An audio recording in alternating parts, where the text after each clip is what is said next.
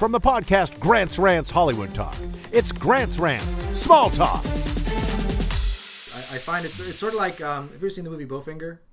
I think so, actually. Yeah. Yeah. So the scene in the parking lot with Eddie Murphy when he's like walking, he's getting stalked for the first time by the person with the heels, but it's actually the dog. But every time he walks, the person behind him is walking. When he stops, it stops. Yeah. That for me is networking.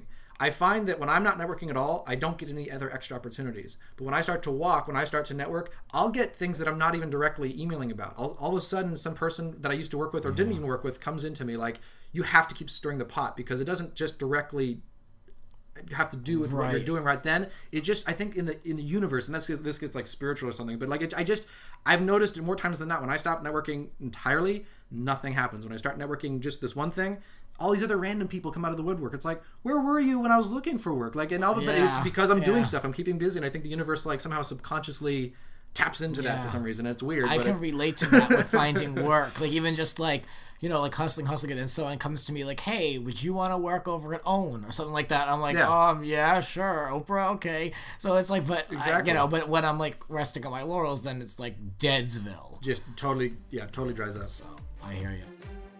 This has been Grant's Small Talk. Want more? Join the full conversation on Grant's Hollywood Talk Podcast on iTunes, Stitcher, and in the links below.